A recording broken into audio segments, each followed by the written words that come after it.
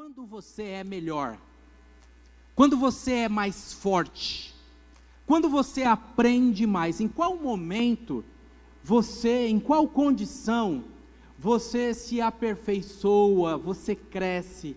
Já parou para pensar sobre isso? Já parou para pensar que existe uma situação, um contexto, onde acontecem incrementos na vida, onde nós galgamos degraus, onde nós nos aperfeiçoamos, onde nós crescemos como pessoas? A minha pergunta nessa oportunidade é essa: em qual contexto isso acontece? Quando você é mais forte? Quando você está num processo de crescimento, num aperfeiçoamento como pessoa? Essa pergunta, ela vem para que a gente possa trabalhar o tema da mensagem desta noite, uma vez que no mês de fevereiro nós estamos trabalhando sobre o conceito poder.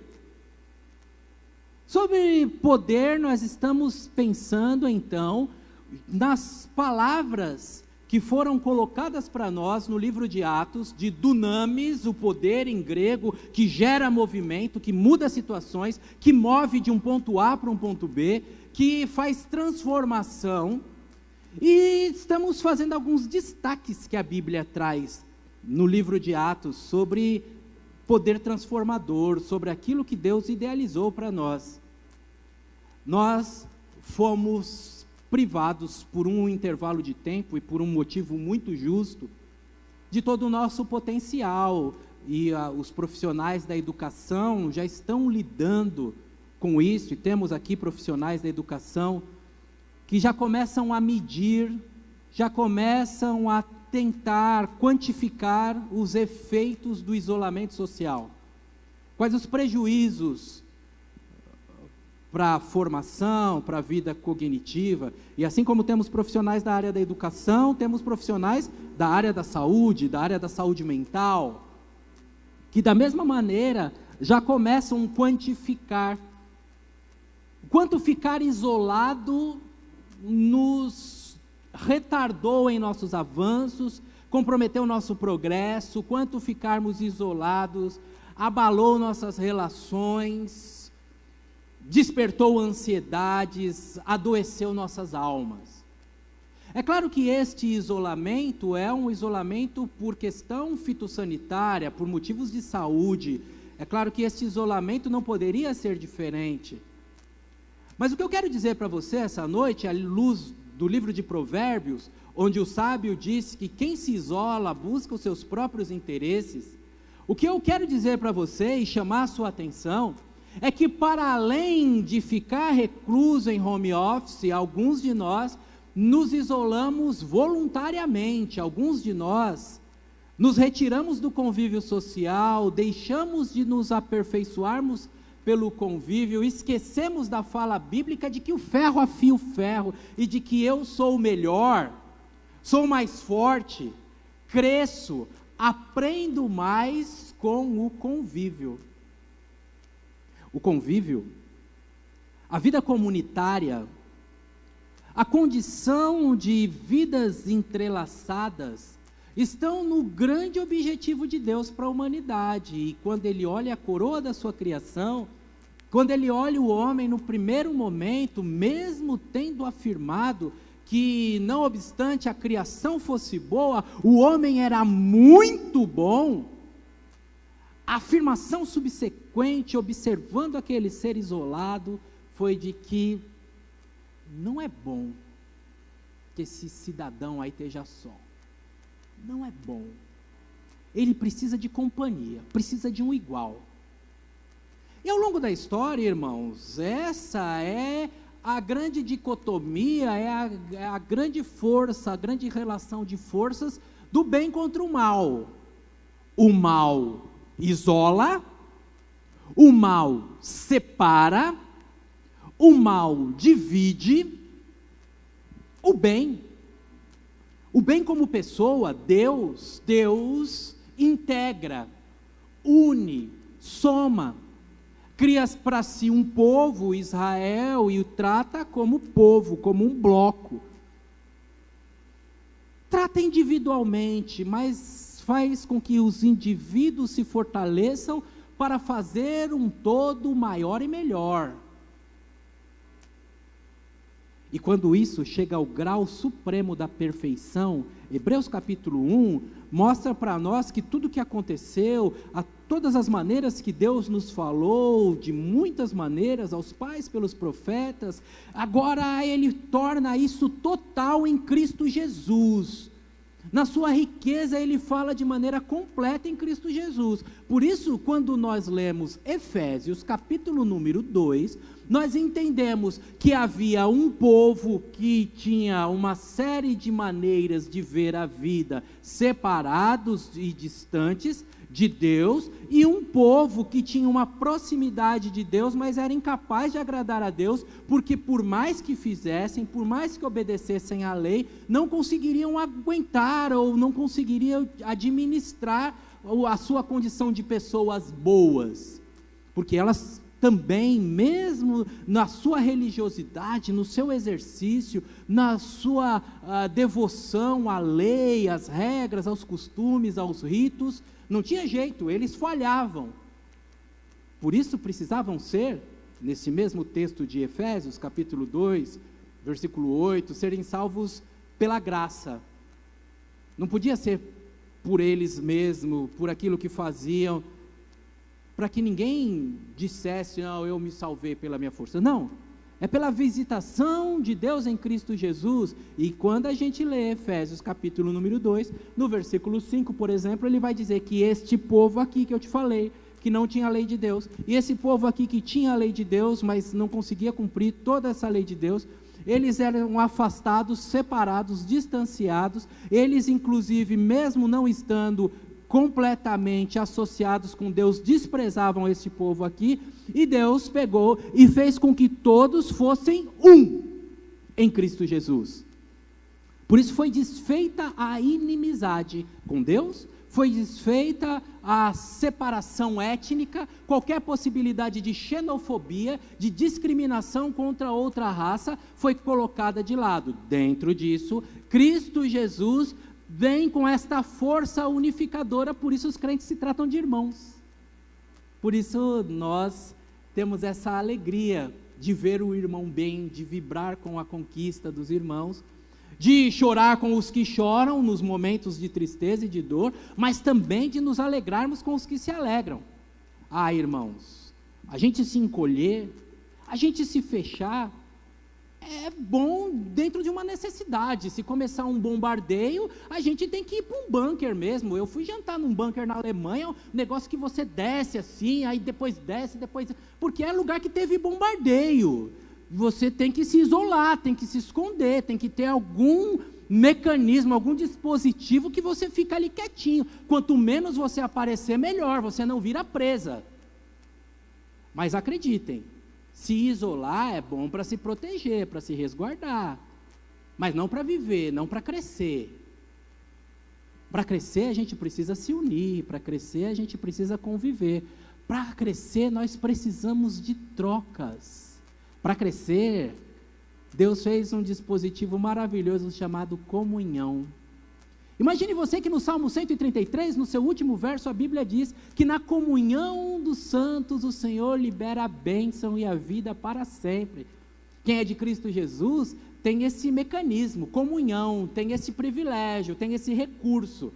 Ó, quão bom e quão suave é que os irmãos vivam em união, em comunhão, nessas trocas que enriquecem, nesse convívio que melhora, nessa ambiência onde a gente se expressa, nesse relacionamento vivo e saudável, onde a gente é compreendido, pode abrir o coração, pode chorar, experimentar alívio, onde a gente experimenta uma condição diferente do mundo, onde se querem puxar o tapete, onde a gente é julgado, humilhado, de alguma maneira vítima de bullying. Na igreja a gente deve ser, e precisa ser assim. Eu te chamo para ser instrumento disso, ser acolhedor, amoroso, ter um perfil igual ao do Senhor Jesus, que trazia para perto de si e fazia de todos um só grupo. É claro que no cristianismo houve expressões de isolamento. a gente vai encontrar lá no começo da igreja, nos pais da igreja, vai encontrar aquele momento no século III, montano, os montanistas, gente que falou assim, não dá para enfrentar o mundo, o mundo tem muito pecado, o mundo tem muita informação pesada para eu conviver, eu quero agradar a Deus, eu vou me isolar. E aí foram os montanistas, e aí grandes nomes da história da igreja, século IV, Pacômio, Bento de Núcia, homens, Santo Antão e tantos outros, homens, então, Bento, da onde vêm os beneditinos. Esses homens que tiveram essas atitudes individuais, encontraram seguidores, e à medida que o cristianismo começa a ganhar caráter de religião, movimento social, como pensa Emily Durkheim, e explica que é para que a sociedade se organize, vira então alguma coisa que domestica Deus e fala, bom, esse movimento aqui, que esse homem, este eremita, este anacoreta se separou para agradar a Deus, esse negócio é bom, vamos transformar isso num produto, vamos criar um mosteiro. E aí nos mosteiros, homens que queriam agradar a Deus se retiravam e ficavam ali isolados. E ali eles estavam longe da lascívia, porque não tinha mulher, como é que eles iam estar exposto à lascívia que dominava a sociedade dos seus dias? Até que com o passar do tempo eles se tocaram, eles descobriram que a gente sai do pecado, mas o pecado não sai de dentro de nós. Eles descobriram que quando a gente se isola, é pior ainda. Quando aquilo que é proibido, é aí que a gente fica com mais vontade de fazer. Eles descobriram isso. Então, irmãos, veja, estou explicando para você que vai me rebater, que vai, pastor, mas e os mosteiros? E os cristãos que se isolaram? Estou te explicando o movimento para você entender que há disposições humanas de se isolar, mas essas disposições humanas, de maneira definitiva, elas não são de Deus. Eu e você precisamos sim ter um tempo de retiro. Eu e você precisamos sim ter um a só com Deus, porque Jesus teve isso. Jesus saía ao monte para orar, Jesus nos instruiu a entrar no silêncio do nosso quarto e falar com o Pai que está em oculto. O apóstolo Paulo vivenciou essa grandeza, foi ao terceiro céu, e ele nem entra em detalhes se em vida ou não, se de maneira consciente ou inconsciente. O apóstolo Pedro ficou isolado na ilha de Patmos, mas todos esses voltaram. Jesus subiu ao monte e passou a transfiguração, ele desceu e encontrou um endemoniado lá, e tirou o demônio, e falou com os discípulos, falta fé para vocês, eu dou uma saída, vocês não fazem o negócio acontecer aqui, rapaziada, o que é isso? E voltou para o convívio, e voltou a jantar, e voltou às celebrações, aos ensinos. O apóstolo Paulo voltou e explicou e corrigiu a igreja e admoestou e visitou cidades. O João, mesmo na ilha de Patmos, mesmo isolado, preso político, ele consegue encontrar no Senhor misericórdia e ele volta e vira bispo de Éfeso. E a tradição diz que ele, com mais de 100 anos, era levado ali para a reunião, para a comunhão dos irmãos, para ser ouvido pelos irmãos e para ouvir os irmãos, e não cansava de repetir a frase, diz a tradição: amai-vos uns aos outros. Sabem, irmãos, a comunhão é este mecanismo, é este desejo de Deus para conosco. Por isso, nesta noite, em que nós estamos nesta série de mensagens sobre o poder de Deus, eu quero falar para você sobre o poder da comunhão. A comunhão tem grande poder e tem grande condição de mudar nossa vida, nossa existência, de fazer a gente crescer como pessoa, de fazer a gente ser uma comunidade diferente, de fazer nós sermos seres humanos melhores. E para isso, como é de costume e como é a máxima dessa igreja, não deverei eu falar para você. É bom que a Bíblia fale com você. Por isso eu peço a você que, por bondade, abra sua Bíblia no livro de Atos, capítulo número 1, quando nós leremos os versículos de 6 a 20. Atos, capítulo 1, livro histórico da Bíblia Sagrada, na sequência dos evangelhos, Mateus, Marcos, Lucas, João, Atos, capítulo número 1, começando no versículo número 6. A Bíblia nos traz o seguinte relato histórico feito por Lucas, o médico. Então, os que estavam com Jesus lhes perguntaram: Senhor, será este momento em que restaurarás Israel? Ele respondeu: o Pai já determinou o tempo e a ocasião para que isso aconteça. Não cabe a vocês saber. Vocês receberão poder quando o Espírito Santo descer sobre vocês, e então vocês serão minhas testemunhas em Jerusalém, em toda a Judéia, em Samária e nos lugares mais distantes da face da terra. Depois de ter dito isso, foi levado numa nuvem, e os discípulos não conseguiram mais vê-lo. Continuaram a olhar atentamente para o céu, até que 2 homens vestidos de branco apareceram e de repente, no meio deles, disseram: Homens galileus, por que vocês estão aí parados olhando para o céu? Este Jesus, que foi levado do meio de vocês aos céus, voltará do mesmo jeito que vocês viram a ele subir. Então, voltaram do Monte das Oliveiras para Jerusalém, cerca de 1 quilômetro de distância. Quando chegaram, subiram à sala no andar superior da onde estavam hospedados. Estavam ali Pedro, João, Tiago, André, Filipe, Tomé, Bartolomeu, Mateus, Tiago, filho de Alfeu, Simão, o Zelote, e Judas, filho de Tiago. Todos eles se reuniram em oração, com um só propósito, acompanhado de algumas mulheres também. Estava ali Maria, estava ali a mãe de Jesus e os irmãos dele. Por esse tempo, quando cerca de 120 discípulos estavam reunidos num só lugar, Pedro se levantou e disse assim: Irmãos, era necessário que se cumprissem as escrituras a respeito de Judas, que serviu de guia aos que prenderam a Jesus. Este acontecimento havia sido predito pelo Espírito Santo por meio do rei Davi. Judas era um de nós e participava do ministério conosco. Ele comprou um campo com o dinheiro que recebeu por sua perversidade. Ao cair ali de cabeça, seu corpo se partiu ao meio e seus intestinos se derramaram. A notícia se espalhou entre todos os habitantes de Jerusalém, e eles deram ao lugar o nome aramaico Acéldama, que significa campo de sangue. Pedro continuou: estava escrito no livro de Salmos que sua casa fique desolada, sem ninguém morando nela. Também diz que outro ocupe o seu lugar.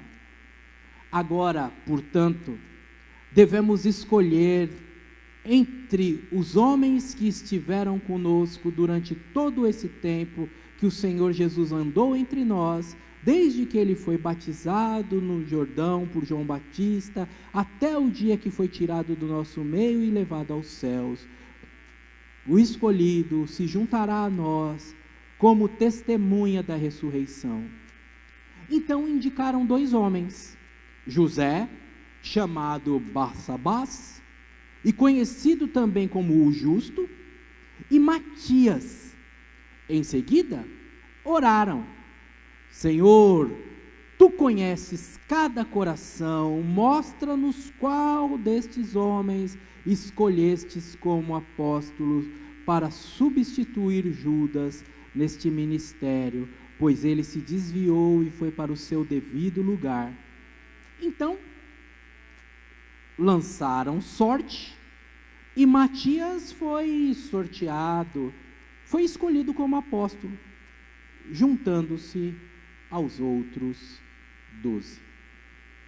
Obrigado, Senhor, pela tua palavra, que este momento inicial da igreja do Senhor, lá no primeiro século, sirva de referência, de ensino para nós, e que cada pessoa aqui presente desfrute os benefícios que cada crente teve lá atrás, e que nossa jornada cristã seja completa, que sejamos obedientes a Jesus, e que possamos honrar o nome dele. É neste nome, que está acima de todo nome, o nome de Jesus, que nós oramos, pedindo que fales conosco. Amém. Sabem, irmãos, nesta fala e nesta pequena manifestação, neste trecho tão curto, você que está acompanhando a história, você já percebeu a mudança de ânimo, a mudança de postura e de reação dos discípulos de Jesus e particularmente de Pedro. Pedro estava tímido, acanhado, Pedro estava constrangido e de certa forma Pedro estava sentindo-se indigno, até que Jesus restaurasse a ele e dissesse: Pedro, você me ama?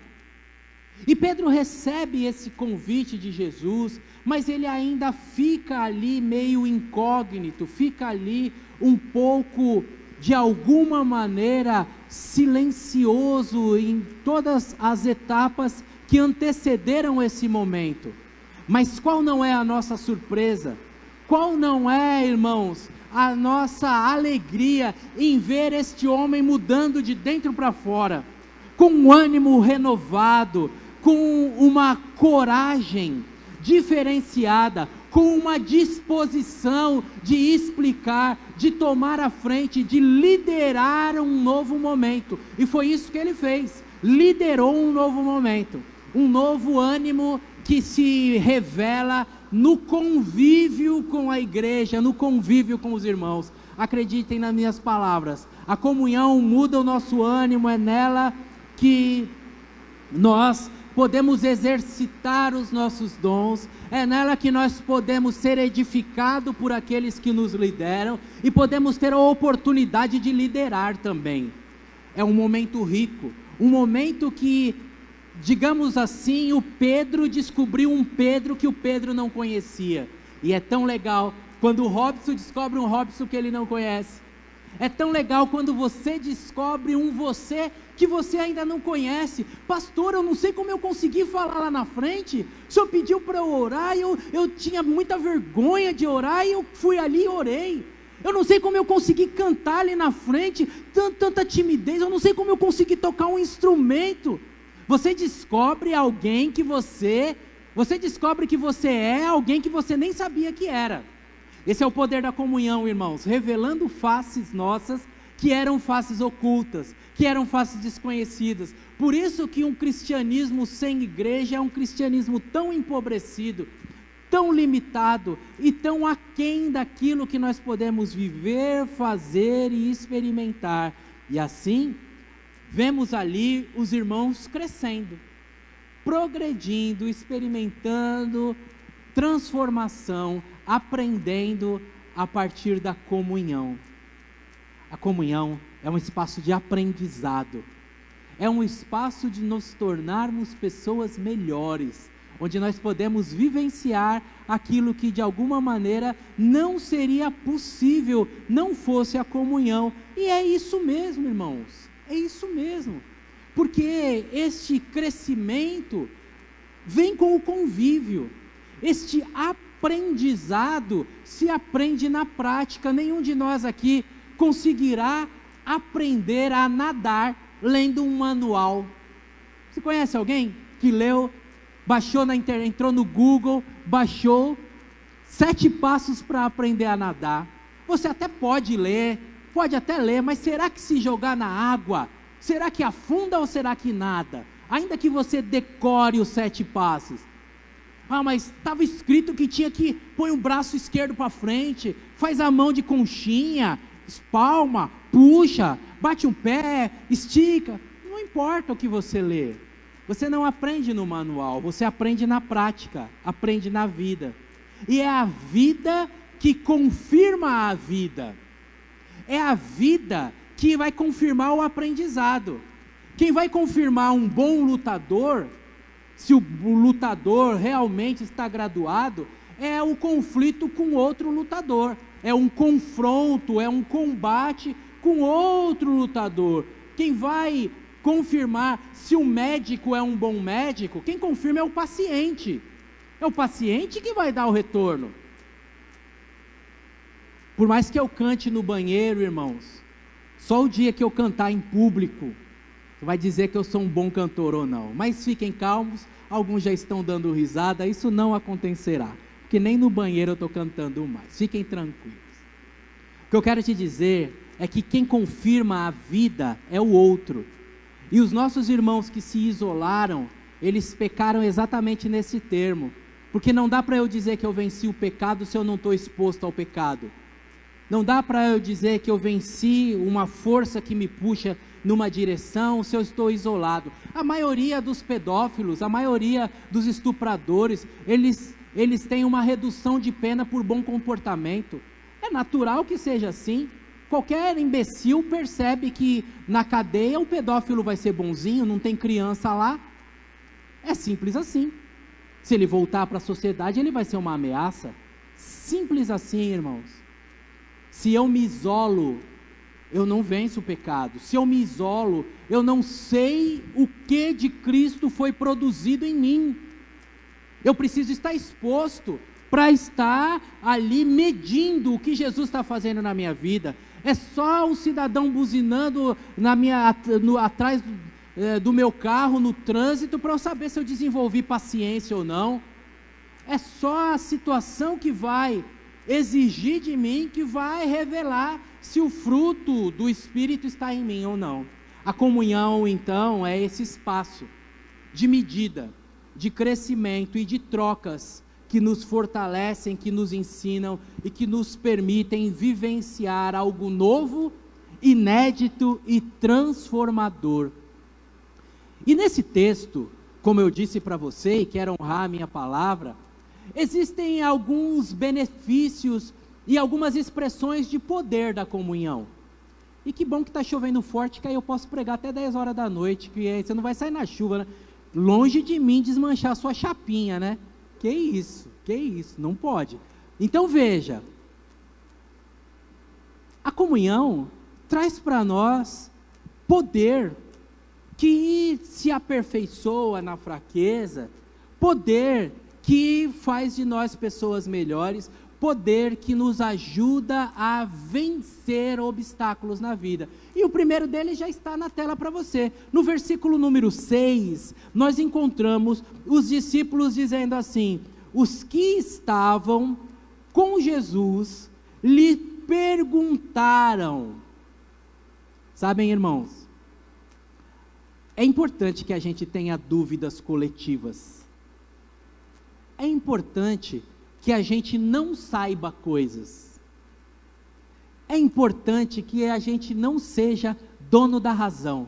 Se tem uma coisa que tem me incomodado muito nesses dias, uma coisa muito frequente, uma marca, uma característica da nossa geração e da nossa sociedade, é que tem muita gente que acha que sabe.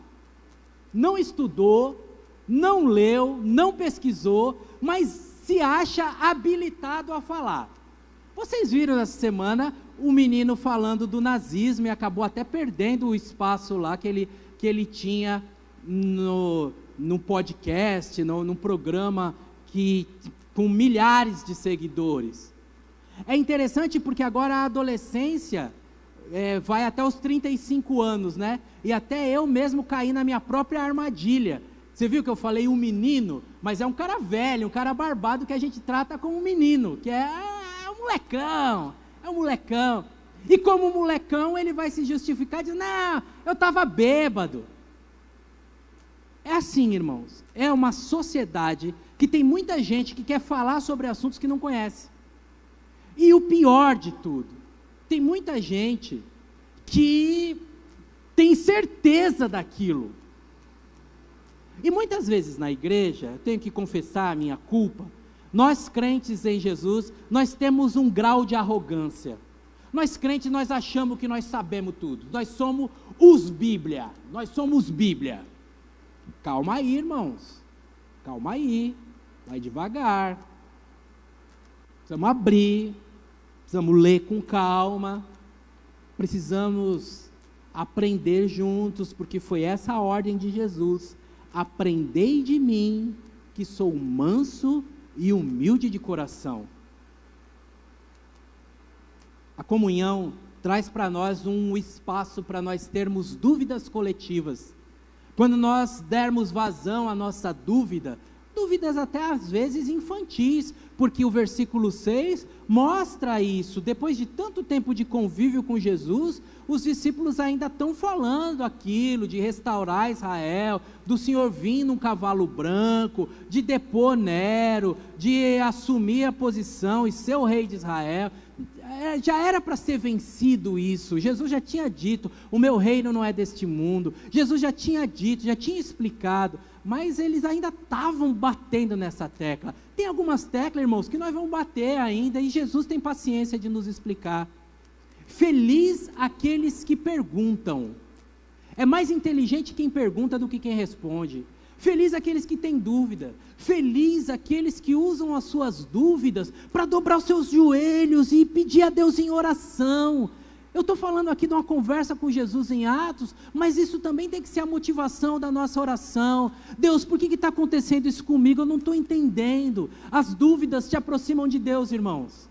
As dúvidas devem ser cultivadas por nós e precisamos vencer a tentação de sermos pessoas arrogantes.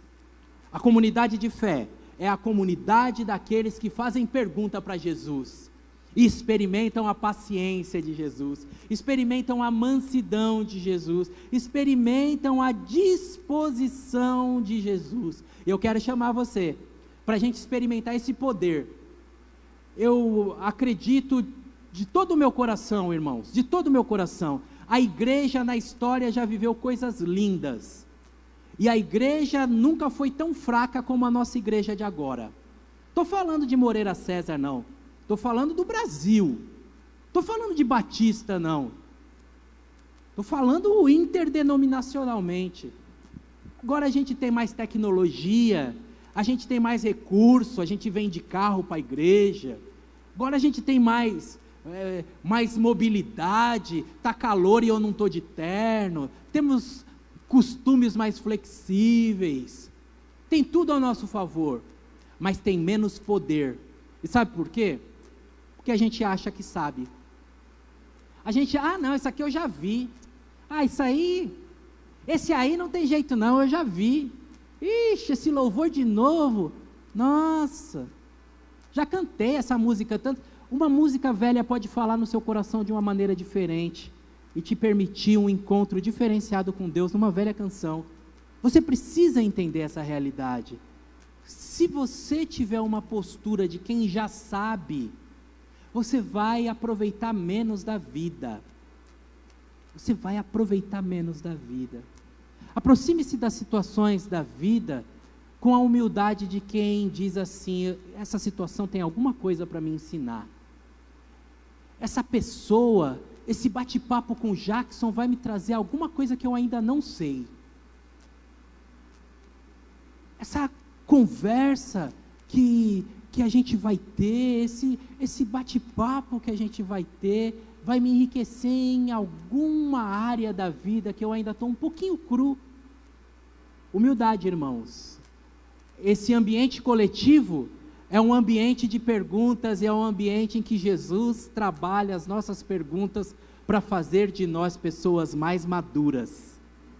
Vou repetir para você: Jesus trabalha as nossas perguntas para fazer de nós pessoas mais maduras. Não tenha medo de fazer perguntas na presença de Jesus, de expor a sua dúvida e de usar esse espaço coletivo, porque nele o poder de Deus se aperfeiçoa.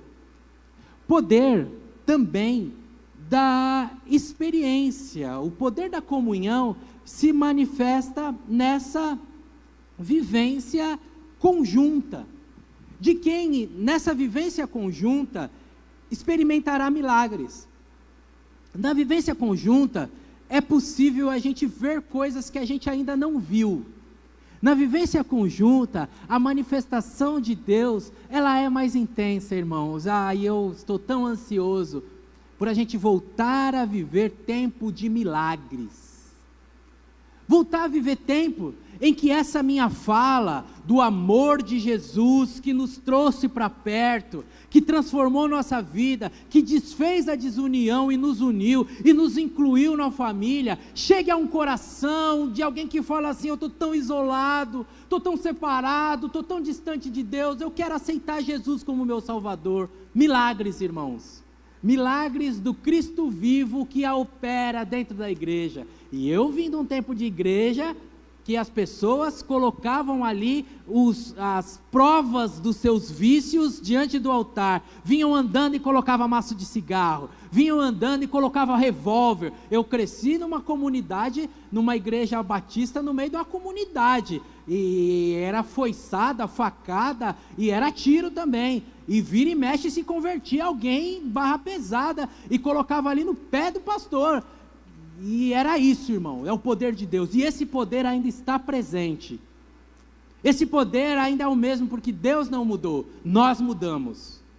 E se você falar assim: Deus, eu quero viver experiência coletiva com meus irmãos, nós já estamos vivendo, mas precisamos querer mais, na semana passada, eu falei para você, chamei aqui no final do culto, quem estava aqui a semana passada, me viu chamar a nossa irmã Ana, que foi surpreendida com um problema no sistema circulatório, um problema cardíaco, e que passaria ali por um exame. E na mesa daquele exame, enquanto estava submetida ali ao cateterismo, ali mesmo os médicos já identificaram obstruções e já colocaram ali o stand, aquela molinha, e que já transformaram aquilo que era um exame num procedimento cirúrgico, num procedimento que trouxe nova qualidade de vida para nossa irmã. E na terça-feira ela já estava em casa e feliz e agradecida à igreja que orou, e nós coletivamente, não é oração forte do pastor não, tem nos programas de rádio, não tem, pastor? O cara fala assim: agora a oração do homem de fé, com você, pastor Robson Renê. Não é, não, chuta que não sou eu não, desliga o rádio que estão usando meu santo nome em vão. A oração é nossa, irmãos, é o nosso pedido a Deus, que Deus olha com misericórdia e responde à sua igreja, responde a você, responde a mim, que hoje podemos entrar na presença do Senhor, que seguimos a palavra bíblica que nos convida, entremos com ousadia no Santo dos Santos, porque Jesus nos abriu um novo e vivo caminho. Eu quero chamar você, para que você deseje, junto comigo, viver essas experiências coletivas. Deus, dá experiências para a nossa igreja, dá novas experiências de cura, dá novas experiências abrindo porta para os irmãos que precisam que as portas sejam abertas, dá novas experiências de reconciliação, que aquele que está distante, ao ouvir um louvor tão lindo que foi entoado nessa noite, diga: eu quero voltar para os caminhos do meu Deus. Dá experiência de conversão, que traga vida para a nossa igreja, que traga um novo vigor, experiências coletivas, o poder da comunhão garante isso para cada crente. Foi isso que os nossos irmãos vivenciaram. Além, irmãos, do poder que nós estamos destacando nos versículos 6, no versículo 9, temos agora no versículo número 12, o poder que a comunhão tem de nos manter na jornada, o poder de impedir a nossa desistência, o poder motivador, pelo sim, pelo não. Quando você fala para mim: pastor, sábado nós vamos estar aqui, né? Ainda que eu esteja dando uma pipocadinha, essa força coletiva fala assim: então sábado nós estamos aqui. Quando a irmã Alessi, num lindo trabalho que ela faz com o coral, quando um integrante do coral falou: temos ensaio nessa semana, a comunhão vai nos pondo para frente, vai de alguma maneira não deixando que a frieza tome conta do nosso coração. Dentro disso, os nossos irmãos, eles têm aquela experiência, eles acompanham aquele evento, mas eles, diz o versículo 12, não se dispersam. Eles andam 1 quilômetro juntos. Não tem nada combinado, irmãos. Eu sei que a palavra da moda, cada época tem algumas palavras da moda, né? Uma das palavras da moda agora, no meio batista, é intencionalidade. Eu não gosto dessa palavra intencionalidade. Sinceramente, eu não gosto de intencionalidade. Eu gosto de desintencionalidade. Porque intencionalidade, para mim, cheira segundas intenções. Eu vou convidar ali, vou convidar a irmã Zilda para vir. É um convite intencional, porque ela faz um bolo gostoso e ela vai trazer o bolo.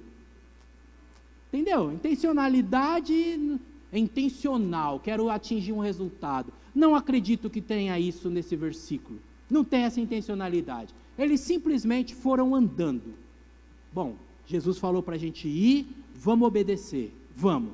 E foram andando, caminhando e cantando, seguindo a canção. Somos todos iguais, braços dados ou não. Foram andando, e juntos, um incentiva o outro, um motiva o outro, um bate um papo com o outro. Rapaz, você viu? E era anjo mesmo, falou com a gente, tomamos uma bronca, hein? A gente não presta atenção. E foram ali, irmãos. E ali, diz o versículo número 13, quando eles chegaram, subiram para a sala. E nós vamos ver depois em Atos capítulo 2 o que aconteceu naquela sala. Mas o que eu quero que você entenda, que você perceba, é que a comunhão tem esse poder de nos ajudar a marchar. Quem está há muito tempo na igreja já ouviu essa ilustração. Ela é velha, antiga, mas é muito útil.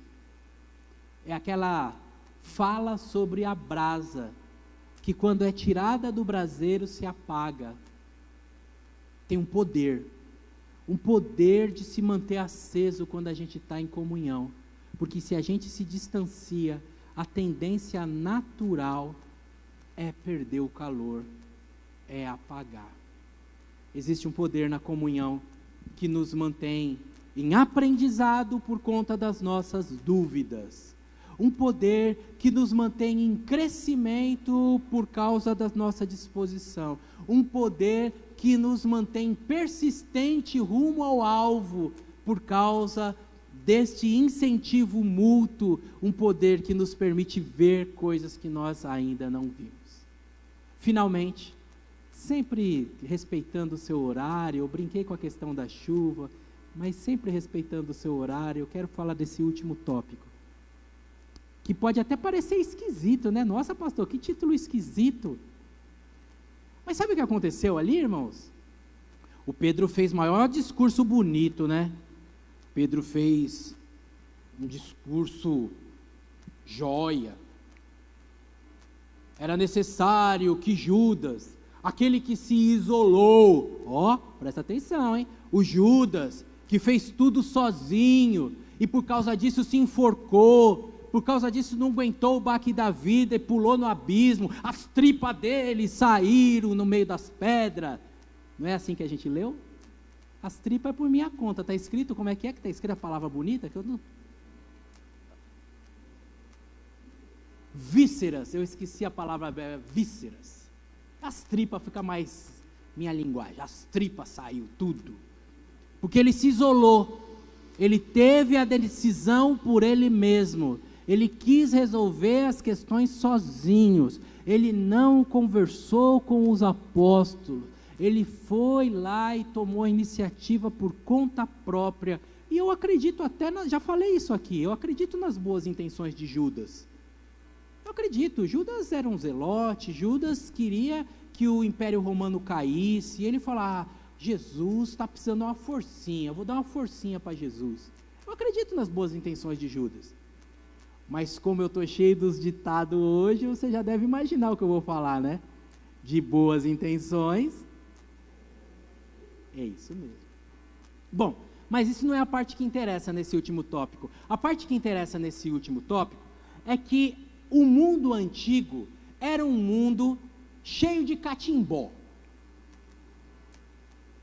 Vou passar da linguagem africana para a linguagem que você vai entender. Era um mundo cheio de magia, cheio de superstição. Era um mundo cheio de jogo de sorte.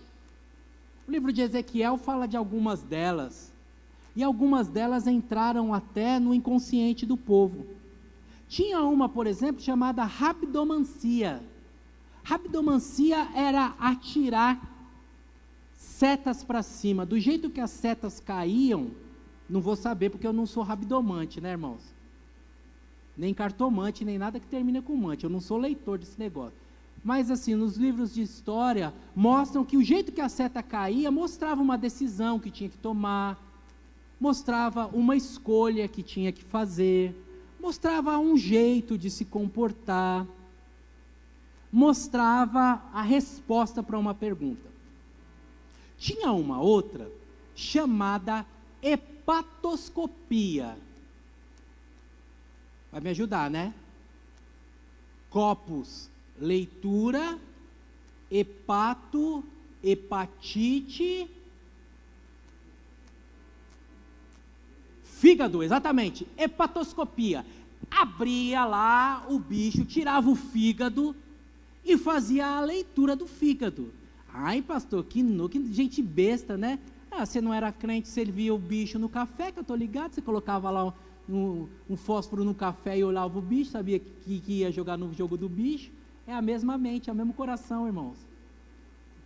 Você não jogava no jogo do bicho, não? Eu jogava, ganhei no jogo do bicho uma vez, irmãos. Comprei uma escova para o cabelo, ó, ganhei pouquinho aquele dia. Coisa da história da gente, né? Não posso mentir para vocês. Acendi o fósforo e vi o bicho no café. Ah, saiu uma minhoquinha, eu vou jogar na cobra. Não vai jogar no bicho amanhã, hein, Silvião? Estou apenas falando um dado histórico para vocês, não estou ensinando não, eu estou falando que isso é bobagem. Muito bem, hepatoscopia, leitura do fígado, fazia isso. Tinha, irmãos, alguns tinham umas estatuetas da família, chamado terafins, você vai ver lá em 1 Samuel. Tinha necromancia, conversa com os mortos. Tinha um joguinho lá, tinha Urim Tumim, que algumas coisas o povo de Israel pegava do povo estrangeiro. O bom da Bíblia é isso, irmãos. Eu amo a Bíblia, porque a Bíblia não esconde as mancadas de ninguém. Muitas coisas nossas são bobagens. Muitas coisas a gente faz na boa intenção. E na boa intenção, eles escolheram o Matias. Você já leu alguma coisa de Matias na Bíblia? Quem já leu uma frase de Matias? Levanta a mão aqui. Quem? A Rose já leu, 1 Matias, capítulo 4. A Rose leu o nome do Matias, né, Rose? É isso mesmo, entendi o que você falou, Rose, tranquilo. O Matias é um nome que aparece na Bíblia, mas aparece só o nome, irmãos. Só o nome, né, Rose? Só aparece o nome dele. Ele não fala nada, ele não ensina nada, ele não faz uma oração. Ele foi um crente em Cristo, um homem sério, nosso irmão. Não estou aqui para me desfazer do Matias, eu estou aqui para mostrar que quando a igreja escolheu um apóstolo, foi uma decisão humana, precipitada, uma decisão que não foi movido pelo Senhor, e que lá na frente o próprio Deus separa o apóstolo Paulo para substituir Judas. Por quê?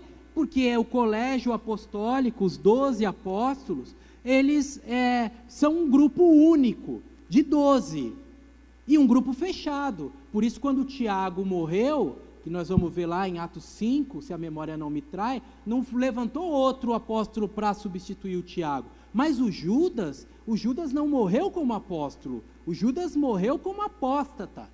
E ele precisava ser substituído e ficar o grupo fechado dos 12, que lá em Apocalipse nós vamos ver os 24 anciãos, 12 do Velho Testamento, 12 do Novo Testamento. Mas isso é história para quarta-feira, você que está em Apocalipse com a gente. O que eu preciso te dizer é que esta verdade da decisão dos nossos irmãos foi uma decisão precipitada, uma decisão que não correspondia ao coração de Deus, que tinha o seu próprio apóstolo para os gentios. Foi uma decisão que eles tomaram coletivamente, e a gente aqui toma decisão coletivamente também, irmãos. E é tão bom ser batista por causa disso, né? Não tem um papa. Ser batista não tem um presidente do setor. Batista é nós aqui. A gente se reúne na assembleia, o último domingo do mês de maio, quando vamos tomar café da manhã junto aqui, vai ser uma bênção grande, coisa boa, de março, e a gente, depois do café, decide. E aí, vamos comprar mesa de som? E aí, vamos pintar o portão? E o que nós vamos fazer? Vamos investir nos jovens? Vamos usar o dinheiro para fazer uma viagem? O que nós vamos fazer? A gente decide.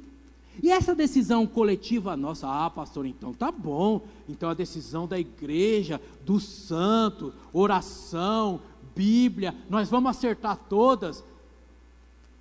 Não vamos, irmãos. Não vamos. Os apóstolos erraram. Simples assim, eles erraram. Mas o erro deles não teve maiores prejuízos.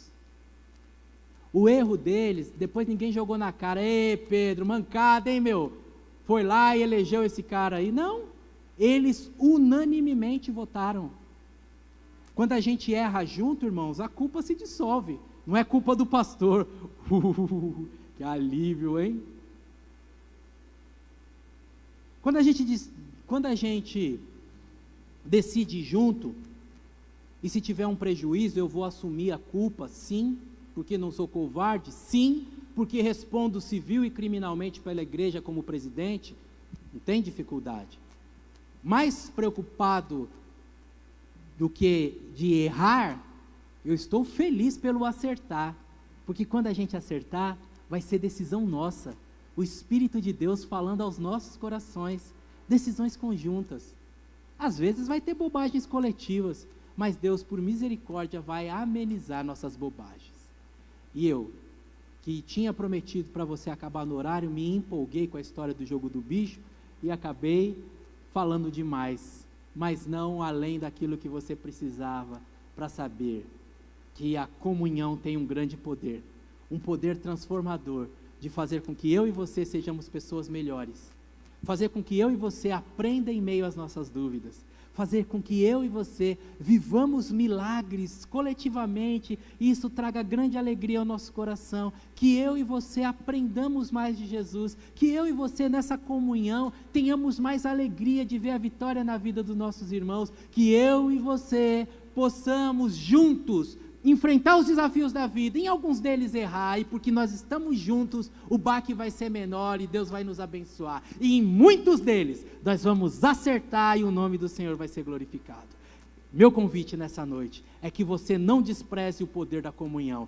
Se você ainda não tem a Jesus como seu Senhor e Salvador, você diga assim: eu quero fazer parte da família de Jesus, quero nessa noite aceitar Jesus como meu Salvador, e tratar essas pessoas como meus irmãos, eu quero caminhar com eles, para a glória de Jesus. Se você está afastado, é uma noite para você se reconciliar, fala assim: volto para a igreja nessa noite, porque eu preciso do poder de Deus na minha vida, e a comunhão é um espaço para manifestação do poder de Deus. E para você que está congregando, que está feliz, atende os nossos chamados, vem junto, irmãos, vem junto, que nós temos muita coisa boa para viver em conjunto. Amém? Abaixe a sua cabeça, vamos orar a Deus. Está chovendo ainda, hein? Não me xinga, está chovendo ainda. Estou protegendo você de desmanchar, estou protegendo o Anderson de desmanchar o penteado, né, Anderson? Não vai desmanchar o penteado hoje, não. Mas eu quero orar por você, para que você desfrute o poder da comunhão, para que você fale assim: eu quero viver essas coisas novas, boas, junto com os meus irmãos. Diga isso para Deus, Ele está te ouvindo nesse momento.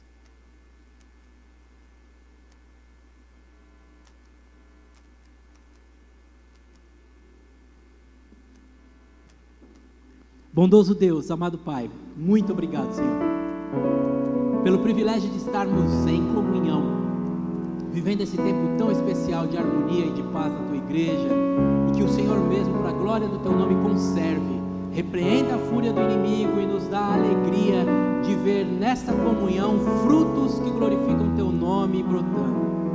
Eu peço ao Senhor, pelos nossos visitantes que nos honram nessa oportunidade, que o Senhor abençoe a cada uma das pessoas que fazem parte desta noite tão rica, que eles tenham a alegria de viver a comunhão, que os que nos visitam e são de outras igrejas, voltem para suas igrejas valorizando a comunhão, e que aqueles que ainda não pertencem a uma igreja tenham o Teu Espírito Santo completando essa mensagem e despertando esse desejo. Pai de amor e de bondade, fortalece nossa comunhão. Pai de amor e de bondade, nesta noite, à luz da Tua palavra, eu falei que os meus irmãos veriam milagres conjuntos. Dá-nos, Deus meu e Rei meu, esta resposta, este privilégio de ver os Teus milagres. Eu falei para eles que as nossas dúvidas seriam respondidas. Traz respostas, Deus meu e Rei meu. Nessa noite eu falei para eles que a nossa vivência conjunta nos levaria para um outro patamar, e que cada homem, cada mulher aqui presente, trazendo as suas crianças, possam viver este tempo de crescimento. E em todas essas coisas nós daremos exclusivamente a Ti honra, glória e louvor. Abençoa o Teu povo, guia-nos em paz para os nossos lares, concede-nos o privilégio do reencontro em outra das ricas oportunidades que o Senhor mesmo prepara, em um nome.